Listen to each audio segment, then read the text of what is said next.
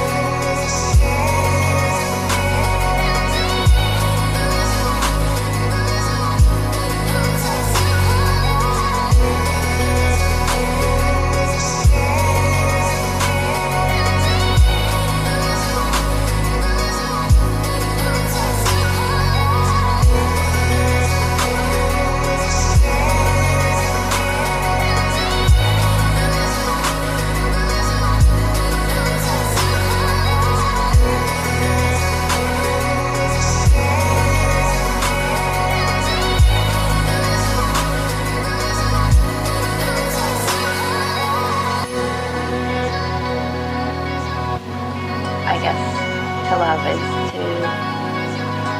that's the whole spectrum of life right there. Love is a focal point for humans, like from birth to death, sort of what we're here for in a lot of ways, for love and interaction with other people and self-love and loving others and getting to a place where you're not